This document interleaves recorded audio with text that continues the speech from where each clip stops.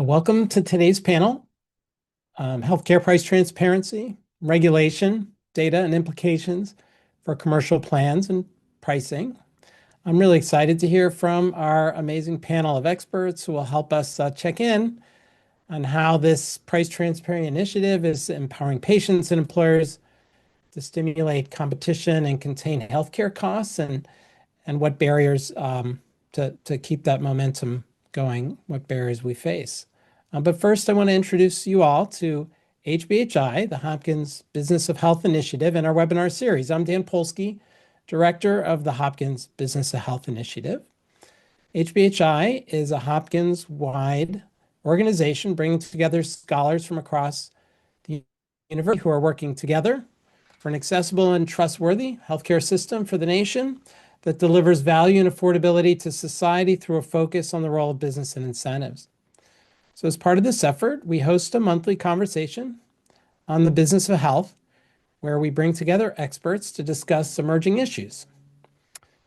Yang Wang is one of our experts. He's a health economist in the Department of Health Policy and Management at the Bloomberg School of Public Health. And he has organized this amazing panel of experts, and he will serve as our moderator. And I'm going to turn it over to Yang. Thank you, Dan. Hello, everyone. My name is Yang Wang. I am a health economist and faculty member at Johns Hopkins University. It's a great pleasure today to moderate this event. Let me start with a brief introduction to motivate our topic today. Commercial prices for health services are expensive, highly varying, yet opaque in the United States, leaving patients and employers uninformed and disadvantaged when purchasing care. In response to this issue, the federal government has implemented the Hospital Price Transparency Final Rule and the Transparency in Coverage (TIC) Final Rule, requiring both hospitals and insurers to publicly disclose their prices.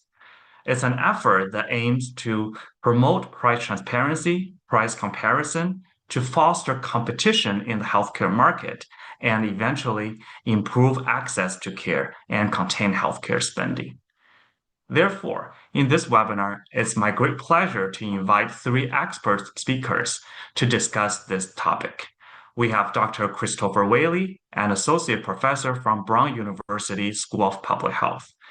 We have Ms. Elizabeth Mitchell, the CEO of Purchaser Business Group on Health, known as PBGH, and Mr. Joe Wisniewski, Associate VP of Government Affairs and Partnerships at Turquoise Health.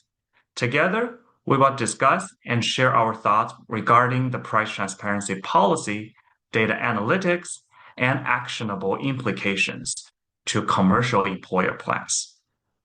A quick note to our audience: we have saved some time for questions and answers at the end of this session. Meanwhile, during our conversation, feel free to type in your questions in the chat box. We'll try to answer at a timely manner. Okay, so again, welcome everyone. My first round of questions to our panelists are about your high-level takeaways on this issue. Chris, Elizabeth, and Joe, could you introduce a little bit more about your work and your organization in the context of price transparency, this topic and initiative, and share what is your high-level overview of this issue? Thank you. Chris, do you want to start first? Sure. So, Yang, thanks for organizing, and I think this is a great panel. At a very high level, my academic research has focused on, originally how patients can actually use price transparency tools. And so if you have a even pretty high-powered price transparency tool, there's just not a lot of evidence that consumers or patients are actually really able to navigate and to shop for healthcare in the same way that we might shop for any other good or service in the economy.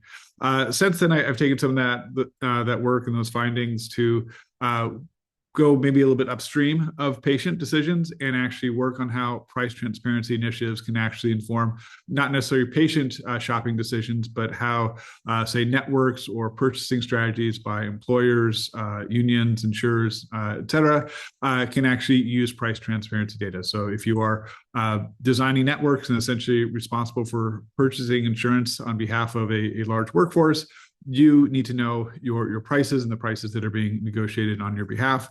And so we've worked with several employers to collect data on and to report those prices. And then more recently, and I think what really organizes this topic is we've used a lot of the newer federal price transparency data, namely the data that insurers post, or the transparency coverage data. This is a large and complicated data set, as I'm sure Joe and Turquoise team knows very well. And we've used some of this data to highlight just the enormous amount of variation in healthcare prices and really illustrate that healthcare markets don't tend to make a lot of sense and are maybe not economically that efficient. Great. Thank you. Thank you, Chris. Elizabeth? Yeah, thank you. Thanks for having me. And I work with those employers that Chris is researching. So we are actually putting this data to work by those users. And we just completed a year and a half long demonstration project to really test the feasibility of doing that, right? So I work with very large employers and public purchasers, all of whom are committed to affordability, quality, and access, and improving that, particularly in this environment where no one else seems to be tackling affordability. And we wanted to make sure they had the data they needed to make good fiduciary decisions. So the Consolidated Appropriations Act of 2021 clarified that self-insured employers are in fact accountable as fiduciaries, which is fine.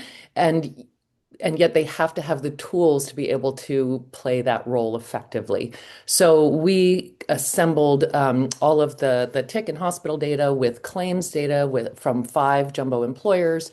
And also, because employers frankly care more about quality and safety, we included quality and safety data. And then we made that available to understand how that could inform purchasing. And there were some really strong results. We learned that in many cases, they are paying far more than their TPA may be suggesting they are. We're able to compare claims to actual posted prices, and it certainly raises questions about the difference. And we are also able to understand, how to design a high quality, high value network. And it turns out that a lot of the plans who claim to be offering high value networks, they're really not that high value. So we are putting this data in the hands of self-insured employers because they are incented and obliged to really only purchase fairly priced, high quality care. And we're seeing some real traction with that. So very excited about where we are. Thank you, Elizabeth. Joe? Thank you. Looking forward to today's conversation. Turquoise, I've been with Turquoise now for about 4 years, and we were one of the first to dive in from a technical perspective to try to organize and standardize these files in one place. And for us, our mission has expanded. I think we've typically been known as the price transparency data company. And what we're looking to do in the long run is eliminate this financial complexity in the healthcare transaction itself. And that focus means driving precision pricing and creating a pricing engine that combines effectively all these different data sources, the hospital and payer machine readable files, claims data, as I know Elizabeth was just talking a little bit about claims data, first party data, Medicare data. At the end of the day, whether you're a consumer, an employer, a professor, a hospital, a payer, any actor in healthcare, you don't really care where the rate came from. You just care that the rate's right and it's usable for your specific context. And we are driven by that mission to create that engine, get that engine in place, and then start simplifying the actual healthcare transaction. And as someone who's been working with these files for a very long time and with data teams that know much more than me in terms of running the SQL queries and actually getting into the data itself, there has always been a frustration that at the end of the day, it took us years to get this data organized so that a healthcare expert, a CFO of a health system, somebody like anybody on this panel could understand that data. That's somewhat terrifying, right? That you've got people who have literally years of experience, professional healthcare billing coders, who are looking at these files in their raw format and wondering, where on earth do I go with this information? And it took us years to get to the point where we could make that more accessible and easier for those different audiences to use. And now that next stage is, how do you start the healthcare process with billing? How do you create a world where it is normal and natural to get a healthcare bill ahead of your service rather than be surprised afterwards? And that requires a lot more work. That requires a laser focus on transaction efficiency. It requires bundling of all these codes, because even when they're perfectly distilled, this is still a service by service file of individual codes. And I'm looking forward to chatting a little bit more about where we think that future is going to go, because you certainly can't expect a patient to type in the colonoscopy code and then add in anesthesiology too.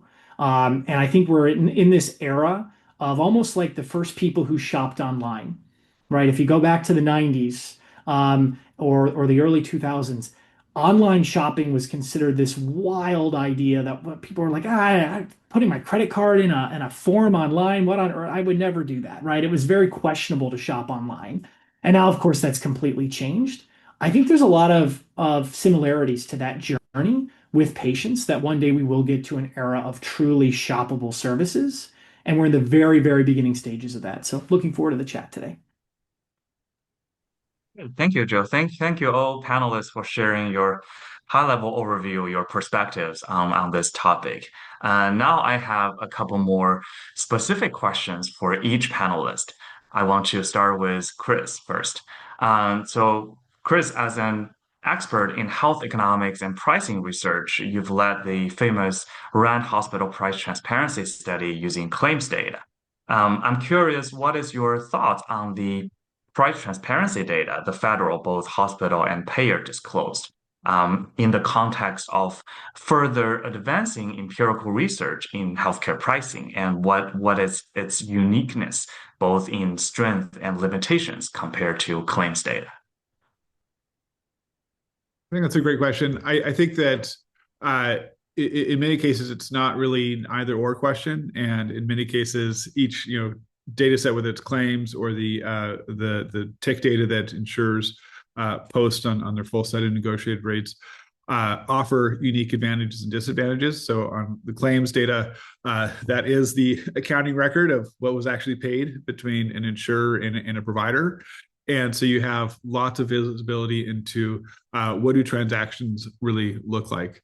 The other nice thing about claims is really twofold. So as Joe said, many services are not just a single CPT code, and it's a whole bundle or episode of care. And in claims data, you can really track a patient throughout that whole care journey. The other advantage is that if you're looking at claims data, it's really important to know if you have two providers and one provider has 10 services and one provider has one service, you should probably care about the provider with 10 services a little bit more. And so you can get that from claims. The disadvantage about claims that I think the tick data actually does a really nice job of addressing is that while in claims data, you can see the price that you paid between a provider or patient or a provider that the patient received care from, you can't really see what's the alternative option. And so it's not necessarily great for assessing the question of what would the world look like if we were to just fundamentally change our networks or think about other types of providers. The kind of complementary question is that if you have a insurance plan, you get claims data for that insurer, and you can't really see the price of, if I had a different insurer and went to the same provider, would I be getting a better price? And I think those two are really the ideal advantage of the tick data. And I guess the other advantage of the tick data is that while complicated, it's publicly available. And so it allows for a kind of much broader discussion around prices than maybe we'd get from claims data alone. Yeah, I'd love Great. to build on that, if that's okay. Go ahead, please. I think all payer claims data sets were innovative maybe 20 years ago, because that's all we had. And I, in fact, ran an all payer claims database for employers. But there are so many restrictions put on APCDs, all payer claims databases, by the data submitters, typically the health plans. And that's just not acceptable for an employer or a patient, right? We shouldn't have to ask permission to see and use the data they need to make informed purchasing decisions.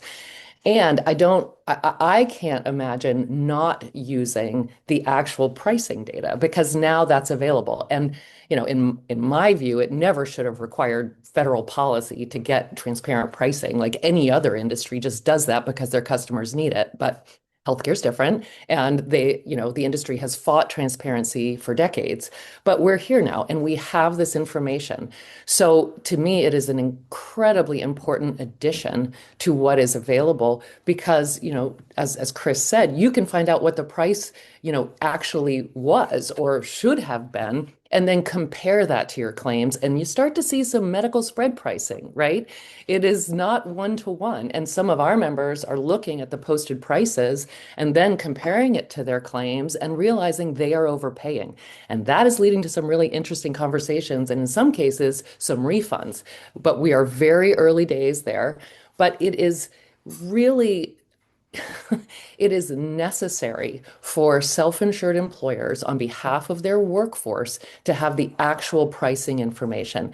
They can also use their claims. Their claims help to, validate and sort of understand at a, broader level what is happening, what they did pay. But it is the combination that is innovative and, in my view, necessary. Thank you. Thank you, Elizabeth and Chris. And Chris, I have one follow-up question for you. I noticed that you recently published multiple research studies using the federal price transparency data. Would you like to share some high-level findings to our audience? Sure. So we've published several studies, mainly using physician payments or outpatient procedures. I think the use of the tick data for kind of big ticket items that have multiple components is maybe a little bit perilous right now. But at least for physician payments and outpatient procedure services, we've seen several interesting things. So on the physician side, we've looked at differences in payment rates depending on whether or not a physician is either independent, affiliated with a PE practice or private equity practice, or employed by a hospital system. And it's a bit of a Goldilocks story. So the lowest paid physicians are those who are independent. Private equity employed physicians get prices that are about 6 or 7% higher, and hospital backed physicians get prices that are about 15 or so percent higher. And so for policy-wise, focusing a lot of attention on private equity, maybe we also need to have an equal or maybe even perhaps more so attention around hospital physician vertical integration. On the procedural side, we've seen just a tremendous amount of variation, as I kind of hinted at earlier, just doesn't make a lot of sense. And so, for example, for some surgical services, we see that United might be the top payer in a market, but for the exact same market for another set of procedural services, they're the lowest payer, and say Aetna or Blue Cross is higher. And so I think that really highlights why this data is important, because if you are a purchaser, you can't just go out and say, well, on average, I tend to get better prices from one payer, one provider system.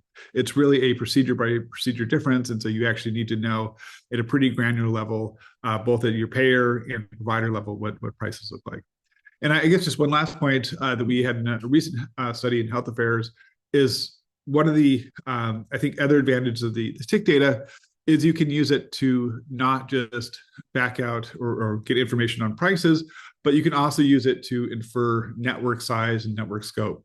And what we've seen, especially on the side of care payment differentials, is that a lot of the differences in prices between a surgical service done in a freestanding ambulatory surgical center and a hospital outpatient department are really related to the size and breadth of a network. And so if you are an employer in multiple states, maybe you need a kind of broad network that covers everyone, versus if you're a smaller and more confined employer, maybe a kind of localized network that has one or two providers a network works well for you. But if you have the broader network, we find that you certainly pay a premium for that broad network. Thank you, Chris. This is very informative, and congratulations on all these successful publications. Now I have some questions for Joe.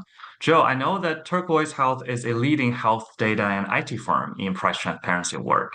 Could you give us a review of some of the typical data work and endeavor your team is working on a day-to-day basis? Yeah, so as we're relentlessly thinking about again, how do we make this an easier part of the workflow for hospital leaders, payer leaders, employers, et cetera? The questions are getting less and less about how do you get one particular code, and folks rapidly running out of patience of all the back end things that you have to do to make this data usable.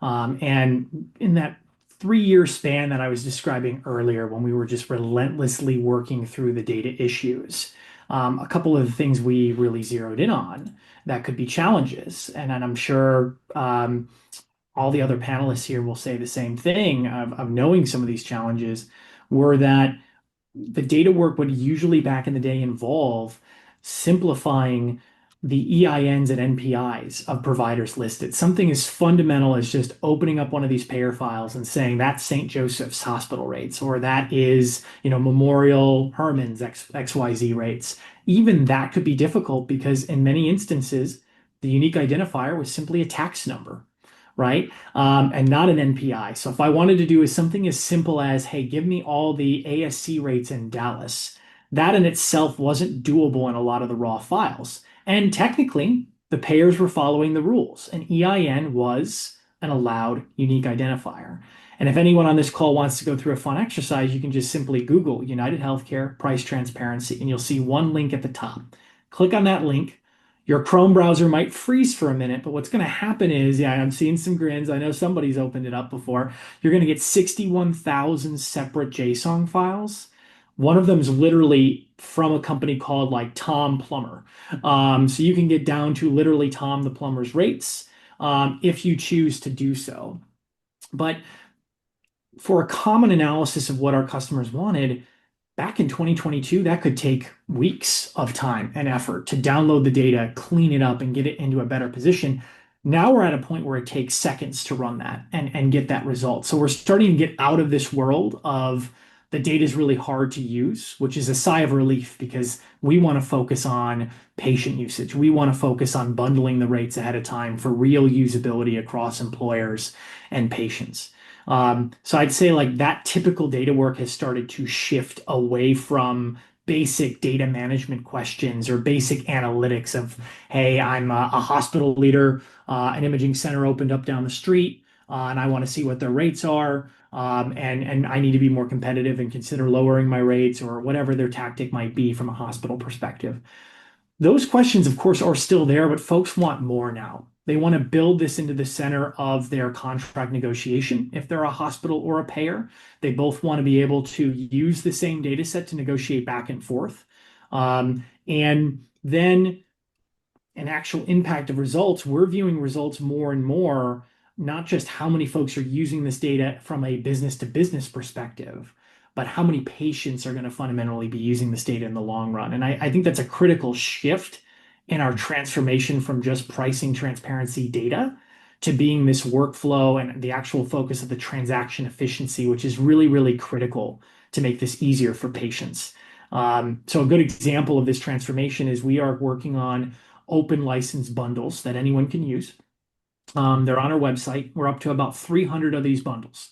So we're taking claims data and we're taking price transparency data and we're saying, hey, 90+% of the time, a colonoscopy in the real world looks like this.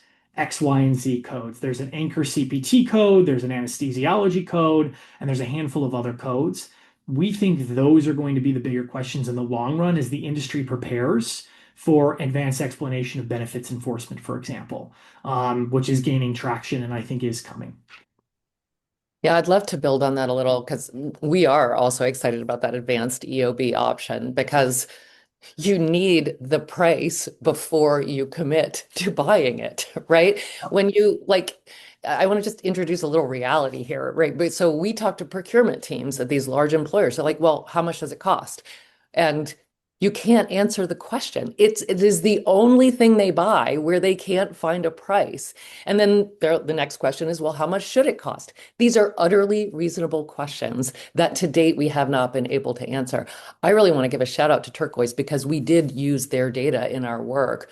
But no one should be expecting, self-insured employers, manufacturers, retailers, tech companies to be down at the code level, like trying to understand, how to attribute the code to the provider. But what we should expect is that information is readily available and usable for employers. And one of the things we're concerned about and expect to happen is that, we know hospitals are using this to raise their prices. They're like, oh, look, that guy's charging more. We're going to charge more.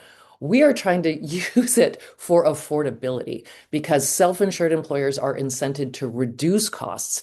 So giving them the information to find what is a reasonable price, what is a fair price, and how does it relate to quality is a huge new tool for them. And as I said, they are not just ready to use it, but they are using it in RFPs, in centers of excellence network design, repricing analyses. That is what is now possible. And putting it in the hand of the purchasers, we believe will have a really positive impact on affordability. And this is why we're so staunchly a neutral party in this. We firmly believe that everybody should have access to this data, that it needs to be commoditized and democratized as rapidly as possible. We've introduced a community tier for academic researchers, smaller employers, and non-hospital providers that if they want parts of this data for free, they can apply for it and get it. And that to us is incredibly critical to ensuring that everyone is walking to that negotiation table with the same exact data to negotiate. And one study that always is in the back of my mind is that I think we were joking about this before, Elizabeth, that Dutch study on cement pricing that some on this call might be familiar with if you're really into on how transparency pricing can impact things. There has always been a fear that there could be an unintentional side effect here of price transparency actually increasing costs. And I think the next question actually kind of hovers well on that, so I'll pass it back and mention that part as well. Great, Joe, Elizabeth, thank you for sharing your inputs. And I have a quick follow-up to Joe is that I do read your company's blogs and newsletters regularly, and I find them covering interesting topics like the overall hospital and payers disclosure compliance over time and also price changes over time. So would you like to highlight maybe one or two key findings or messages from your company's recent blogs? Yeah, briefly, because this fills in well with what I was just talking about. We had done a comprehensive study and review of the first, call it 4 years of price transparency to see what happened with negotiated rates between December 2021 and June of 2024. And what we found was that the top 25% of prices went down overall negative 6.3%. But the bottom 25% of prices went up 3.4%. And then in the middle was minus 1%, give or take. And what that effectively is translating to me is those top tier rates. Think like major, large surgeries, DRGs, very complicated things. It was interesting and fascinating to watch that dynamic occur where maybe a hospital was like strategically losing on some of those low volume codes and taking less, but then making up for it by charging a little bit more on the transactional services. And that overall pricing was starting to go down a little bit. But we need more data. We need more usage of this data. And at the end of the day, this is still just negotiated rates, right? It's not the actual practical dollars and cents being exchanged when you go in as a patient with your copay and other things. The final note I'll mention on our blog recently is a lot of the RFI work that we've been doing. There's been a string of requests for information from CMS and other government agencies across the board on everything from more pharmacy rates being posted, which is very exciting to us. That's probably the biggest one I'd highlight is that there is more momentum to have payers post the pharmacy rates in their files. That was supposed to be included going all the way back to 2022. There's going to be a third file, in-network rates, out-of-network rates, and a pharma file. And the pharma file got basically delayed without any follow-up date. And now we're actually all getting together, and there's a coalition of groups supporting a schema for a pharmacy rate file, which I think would be very instrumental to many of the people on this call. We are Thank you, ready. Joe. We What's can't that? wait. We can't wait to integrate the pharmacy data. Oh yeah, that's going to be big. I think it's a question of when and not if anymore, which is the big shift, which is very exciting. So that's a recent blog post I'd recommend checking out. Agreed, agreed. Now I have several questions for Elizabeth. I think at the beginning you briefly mentioned about the PBGH healthcare data demonstration project. I also heard a little bit about it from your recent webinar. Congratulations on that. Would you like to share more details to our audience regarding this data analytic initiative, especially in the context of helping employers to navigate and provide accessible, affordable, and high value care to their employees? Thank you. Yeah, thank you. And I've already mentioned it, but we'll elaborate a bit. As I said, initially this was a demonstration project to test the feasibility, right? Could you even bring these data sets together to give a full picture that really matters to purchasers, right? As you know, Leapfrog will say, there is no good price for unsafe care, right? So we need to know safety. We need to know quality because that is the priority, and we know better care typically costs less. So steering towards quality is really important. So the good news is it was entirely feasible. We had 5 jumbo purchasers participate, and all of them found real utility in the information. They're using it to either challenge their health plans or in many cases, they were able to identify where their direct contracts were actually the best value. And that has a lot of implications as jumbo employers think about purchasing strategies. Many of our members have had great success with direct contracting, lower total cost, better access, better quality. So that is a really important strategic direction. One of the things, though, that we did encounter, and this has been a real priority for us in our work with the administration and Congress, is, believe it or not, it is still really hard for self-insured employers to get their own claims data. And it just is incredible because, first of all, they're the customers, right? It's their data. And yet several health plans out there still don't really accept that fact. So there were a couple of cases where, it took months and months, and these are large employers, to get their own data. It required, attorneys, and that just really we just have to resolve that, right? That just shouldn't be happening in 2025. So that's a huge issue for us. Another issue was, I think Joe can explain this better than I can, but some of the plans, like, they may be technically compliant with the rules, but their data is really not terribly usable, right? They'll dump every single code for every single network in a file. And then if you're a jumbo employer, you're like, okay, so what did I pay or what should I have paid? And it's just messy. And it is clear that several of the plans are essentially just waiting for the feds to tell them what to do. We would love it if they would actually just proactively innovate because their customers need it. And we're seeing real variation there. Some of them are just putting in the resources to make the data more relevant for their customers. At the same time, we're working with the feds to hopefully align, customer needs with regulation. So we're working on both fronts. But there were some real aha moments too in the findings. Like one of our participating employers was told by their consultant and by their plan that they were getting the absolute best rates. Then they got to look at the data, and at least in one market, they were paying 30% more than any of the other payers. There was no way to know that otherwise. And then at a more basic fiduciary level, self-insured employers are actually accountable for the completeness of the data. And there's no way to know if your plan is complete or reporting in a complete and appropriate way without this sort of check. So their first step is just realizing if they have any sort of fiduciary risk, and they can have that conversation with their TPA. And there's a huge range among the plans. Like Kaiser's data was entirely unusable. We just couldn't even use it. It wasn't workable. Whereas, some of the plans are much more complete in their reporting. So there's a range, there's definitely room for improvement, but we believe that it's going in the right direction, and we will be scaling this initiative, and we have a lot of employers ready to use the data. Great. Thank you, Elizabeth. I want to follow up on one point. I think you briefly mentioned direct contracting. Could you elaborate a little more about, like in your opinion, what are the employers' purchasing strategy or benefit strategies, including but not limited to direct contracting, that are made more feasible in this era of price transparency?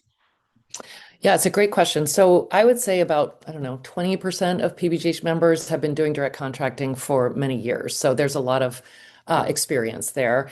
And essentially, they are trying to design the sort of benefit offering that is optimal for their employees. The limitations, though, are our members are all over the country, and there's no way they can go contract with every provider group in every state. That's just not administratively feasible. So it tends to happen where they have concentrated headcount. And they are using really robust quality metrics. In many cases, PBGH develops quality metrics, and they're adding those to some of their contracts, or just making it clear to the providers that this is what matters, including access, including patient experience. And then they are negotiating sort of total cost arrangements. We are supporting some of our members doing this in multiple regions. But what the data was able to show is particularly for one employer who has had a long-term direct contract in one region, they were getting better rates and better outcomes for their directly contracted arrangement. I think there is real scalability potential here. And because they can see who has the highest quality, the best safety ratings, and the fairest price, it will inform that purchasing decision. Thank you. Thank you, Elizabeth. I do notice there are a couple questions, so I want to briefly address some. Looks like we have very active participation from the audience. I think the first one is from the data. Are we able to identify urgent care versus emergency room? I believe we can do that through the provider's MPI or TIN, but I'm not sure if they can be easily identified in terms of their ownership. Let's say if urgent care is already integrated into part of the hospital. Panelists, feel free to share your thoughts. Yeah, there's a few here where I think I know that for Turquoise and many other vendors that do anything with price transparency data, they typically have to rely on an entirely different third-party data source to simply keep up with hospital name changes, mergers, acquisitions. So an urgent care could be affiliated with a hospital system, then they get moved over, they're sold, all these things can shift. So there's a lot of behind the scenes work that just goes towards stabilizing the name of a provider and having the unique IDs associated with it that you cannot expect to have that out of the raw files, unfortunately, especially given what they're required to do. The second layer to that question then is from our perspective, if the urgent care center is independent or not licensed as a hospital system. So that's a critical, like if you have an urgent care part of a hospital and things like that is different. But if it's a separate facility, it's not licensed as a hospital, you're not going to get any of those rates really in the hospital MRF if you're looking for that urgent care down the street that's freestanding. That's where the payer machine readable files are really, really valuable to go in and then layer on claims on top of that to be able to effectively get to that right rate and that pricing engine dynamic. So there is a bit of a game of whack-a-mole the moment you start asking about non-major payers and non-major providers in these files. But I'm curious to get thoughts from the rest of the panel.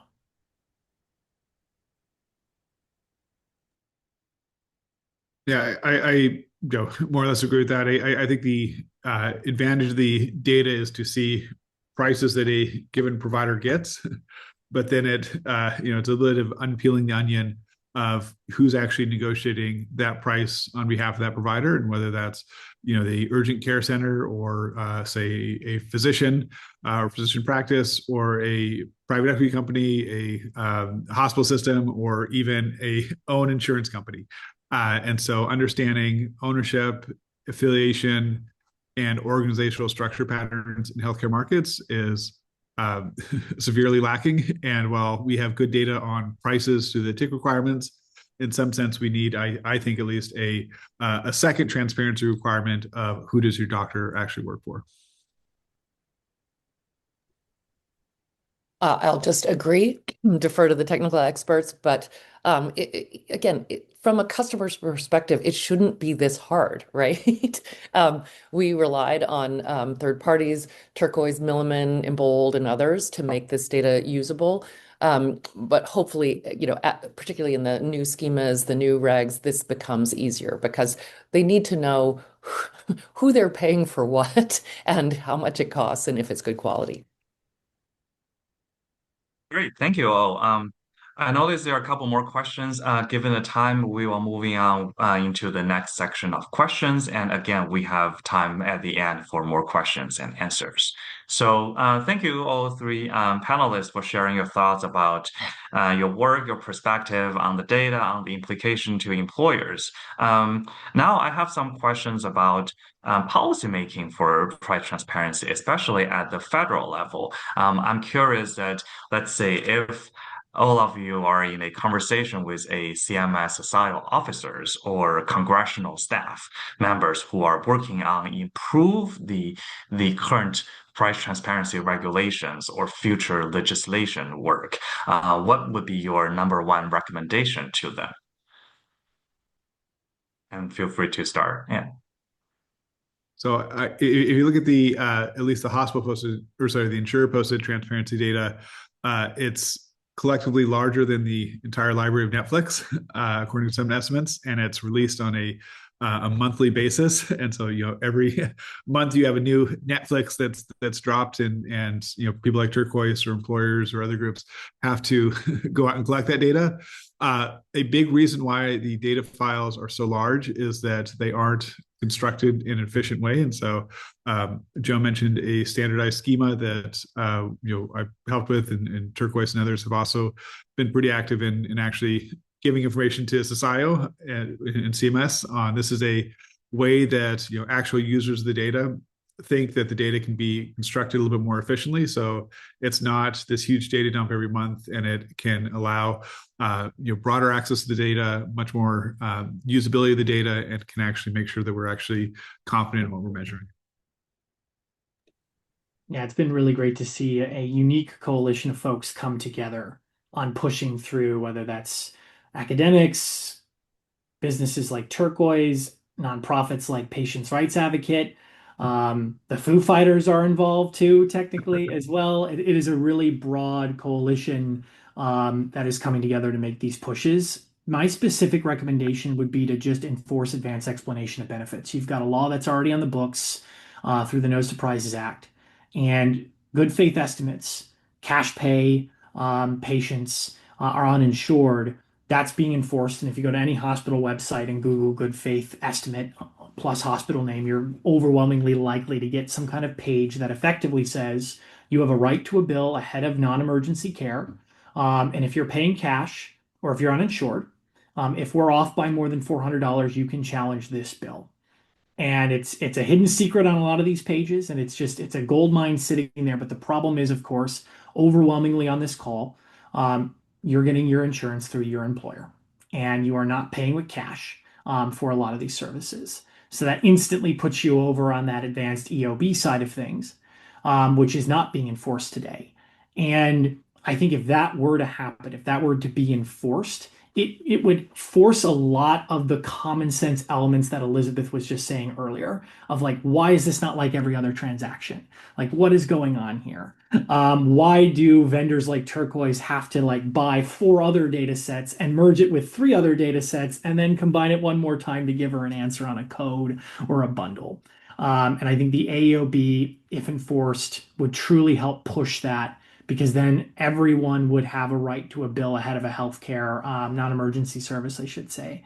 And that would be instrumental in forcing a lot of the changes that we want versus, say, me nitpicking back and forth on the 9 nines in a machine readable file or all these technical details in these machine readable files that I think the patient is never going to approach, unfortunately. I want to build on this whole theme of enforcement because I agree. There's a lot of laws and rules on the books that are really helpful if they were to be enforced, including enforcing that purchasers are entitled to their claims data. And there should be appropriate accountability measures in the industry if they are blocking that. They're violating, gag clause restrictions and, it's just anti-competitive. So we think enforcing access to the data is absolutely critical. And, compliance with the MRFs, like the actual, reporting the files accurately. And we think that penalties are warranted. I don't know, 10,000 a day on a TPA if they don't do it. They have resources, but they haven't done this. So I think enforcement really is where we are focused right now. Again, we totally agree that there's room for improvement in the regs. We have been very vocal about what those should be, but if you don't enforce them, then it won't matter. Thank you all for sharing your great thoughts. And one related to this is that I noticed CMS recently issued the request for information or RFI regarding the prescription drug machine readable file requirement in its preparation of the pending prescription medication price disclosure. So given the unique nature of prescription medications compared to medical care like hospital and physician services, does any of you have any recommendation or potential concern regarding this pending drug price disclosure?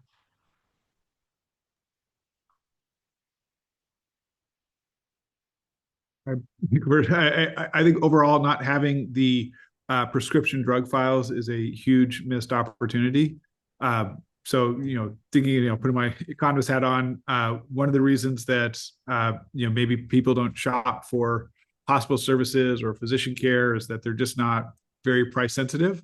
But we've seen from, say, whether it's GoodRx or Mark Cuban Cost Pharmacy or others, and numerous other studies that people actually care a lot about prices for prescription drugs. And if one prescription drug is even just a little bit cheaper than another one, they'll universally go for the less expensive one. And so while I think the consumer uses and the patient uses of overall price transparency are maybe a little bit limited, on the drug side, I think there's a huge opportunity to actually give patients information that they can use to shop and to make care decisions. Yeah, I would just say, we're again very active. We've submitted comments on the RFI, and frankly, we want straightforward end-to-end transparency. Like we want all the information because employers and their employees are paying for this care. So we want information on rebates, on discounts, on chargebacks, on fees. Many of them are very hidden. We want to be able to sort of we want all the information about PBMs, pharmacies, providers, manufacturers, GPOs, and drug prices need to be disclosed based on historical claims at the NDC level, right? We shouldn't be arguing about disclosure of these prices to the people paying them. Frankly, we just want complete transparency, and frankly, it should be straightforward. Yeah, we submitted our RFI and very much like our perspective was even pushing to say, look, let's just tie these pharmacy rate requirements to these other dates that payers already had to do. For example, October 1st, a new schema did launch quietly on GitHub. Of course, the government shutdown is impacting the regular launch of a new schema from like regular resources on cms.gov, for example. But then there's an enforcement date for this net new payer schema starting on February 2nd. None of that involves the pharmacy rates, FYI. But our initial recommendation was, well, why not just add this pharmacy requirement to that instead of creating another set of dates that causes more confusion? Unfortunately, we might not be going in that direction. There's always room for change, of course. We'll continue to bang pots and pans on February 2nd should be a big date for more enforcement. But ultimately, our recommended schema and the one that was put together by this coalition involving many of the folks here is the rebates are a huge question, right? Our schema, if you control F, you will see a whole section for rebates, and that's so critical. So one way this could go really well is all of the elements we ask for are included. But one way where this could actually continue to burn trust in price transparency is if this requirement goes live, but it is nerfed in some way, shape, or form, and rebates happen to not be included or things of that nature. There's a whole bunch of variations of what could occur there. We only have a couple of chances to showcase real transparency to patients and make it go incredibly well. Because if someone has a terrible experience, they're not going to trust any price calculator, no matter who put it together or how great it is. And it all comes down to the foundation of this data. And there is a risk with the pharmacy rates that we get some sort of disclosure, but it's not what everybody on this call wants. And then we end up playing again that game of whack-a-mole where, okay, the first 6 months, everyone's figuring it out how to post the data.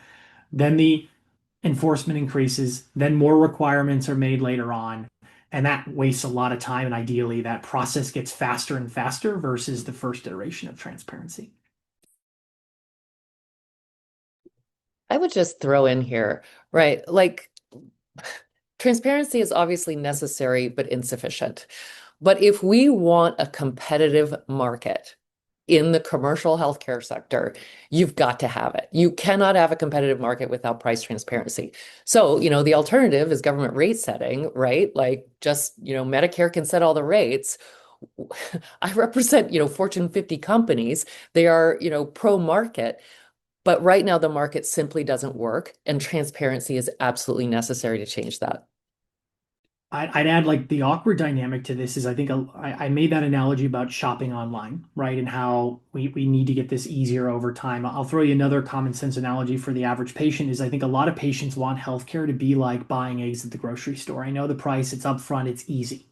But there was a question in there about more in the Q&A section, and apologies if I'm misremembering, but it was effectively something to the effect of like, hey, what about folks with unique instances, history of stroke and other elements that complicate something? And that is where the healthcare transaction is inherently invasive. It is unlike other transactions in the sense that when I buy eggs, they don't ask me my age and weight and medical history. But I do think there's going to be, and that's always going to be the case for, say, like brain surgery. I don't think anyone on this call is proposing that brain surgery is going to be a super simple transaction. But I do think there's a way, and I do think CMS is pushing towards a world of guaranteed upfront prices, specifically for certain services that are highly shoppable. Think blood tests, think MRIs. I would even go and say, look, there's a lot of surgeries that are very common. Hip and knee, other elements like that where we're already seeing certain hospitals come to, mostly with self-funded employers and saying, you know what, we're going to just take the average of all the hip and knees that we do or all of your employees giving birth at these hospitals, and we're going to pick one cost. And sometimes we'll make money, sometimes we'll lose money, but we'll all win because we're not wasting time with this billing nightmare. I'd love to see more of that as well. That's something I did want to put out to the rest of the panelists to get thoughts on. Well, and at least Go ahead. to say jumbo employers, my members are spending like $350 billion a year. They are not nickeling and diming anyone. They just want to know if they are paying a fair price for a high quality service. They will pay more based on quality in many cases. And we have, centers of excellence evidence that, over years that show the higher quality providers have lower total cost, even if they avoid the readmission or they avoid the complication. So this isn't, it's not as simple as wanting to know, the lowest price. No one's looking for that. They want to know, what is the highest value, best outcomes, best experience for the lowest total cost of care. And right now the price variation is, wild, but it is also not correlated with quality. So I think we can rationalize that. Yeah, I was just going to say that CalPERS made even so-called complicated procedures like hip and knees shoppable 15 years ago, and so we're well beyond that point. And then I guess the other point is that yes, brain surgery is very complicated. And, patients probably shouldn't be shopping based on price for brain surgery, but I think a ideal use of price transparency is to actually be upstream of that patient's decision, and so a employer, or purchaser, or insurer can use price quality data to say these are the efficient brain surgery providers, and the inefficient providers we're just not going to even put in front of the patient. And so I think that's an ideal use of the data, and you could use that for even the most, and maybe even use it the best in the most complicated cases. Agree. And let's have competition around quality and outcomes and service. That would be, I think, a real win. Great. Thank you, all panelists, for sharing your great thoughts on this issue, on this topic. We have a couple more minutes left for this event, and I want to spend the rest of the time digging into some questions raised by our audience. I think I answered a couple. I see one. I think one is about um, the I guess the restriction in terms of retrieving the data, and whether there is a fee charged to the plan sponsor. My understanding is for the TIC data, you can download that freely from each payer's website, but I guess the hurdle is the huge size of the JSON file and how to download, how to process. But panelists, please feel free to chime in if I miss anything. I will say that the files are free, but using them is not, right? Because it requires a lot of sophisticated infrastructure to make it make sense. So it's not enough just to go on the website. You've got to make sure it's valid and reliable and cleaned, and there's a lot of expensive work to be done and to really make it actionable. And so I agree that if you're using the TIC data, you need a computer science degree, basically. And if you're an employer purchaser getting claims, and what we found when we were doing our hospital price study at RAND was that many carriers would say to an employer, yes, you can have your data, but we're going to have to charge you, a huge fee to transfer the data, or we're going to have you make sure you take out a $10 million insurance policy to protect our data assets or something like that. And so I think there are many ways in which by the letter of the law, an employer does have access to their claims data, but in practicality, there are many barriers.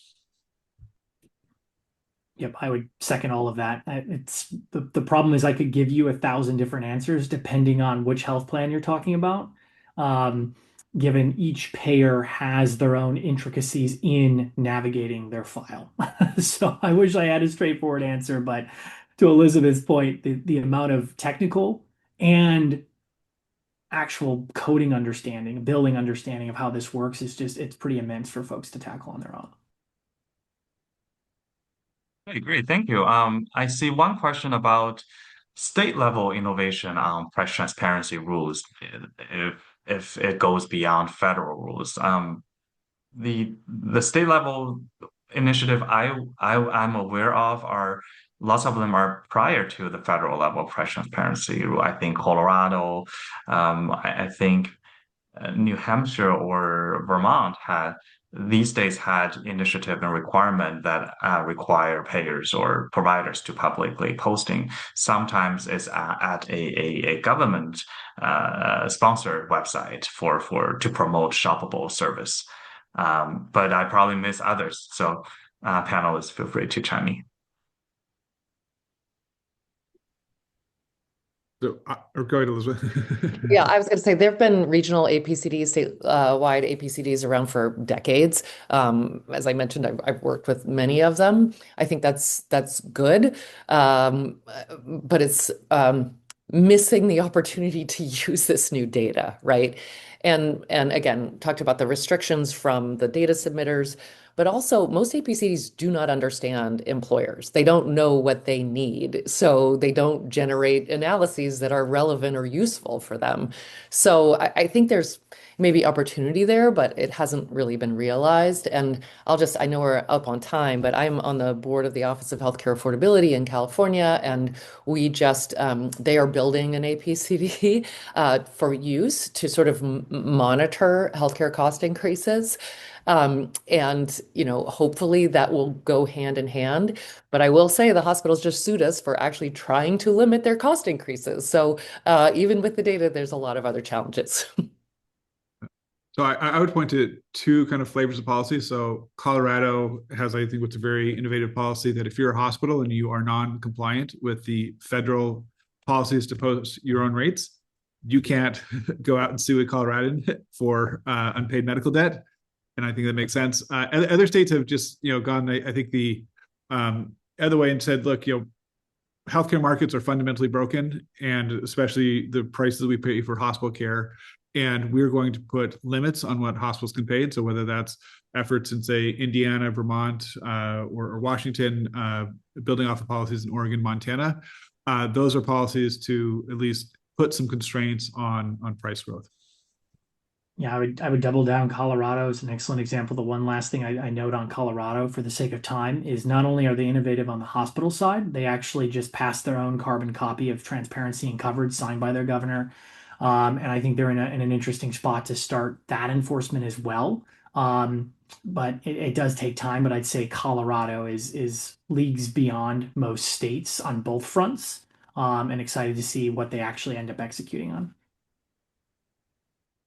Great, thank you. I noticed that we're on time, so I want to thank all three panelists again for your very helpful, very informative input. This is tremendously informative and very helpful to our audience. And I also want to thank our audience to dial in and listen through and contributing all these interesting questions. And I just want to point out that this event is recorded. It'll be made available for future view soon.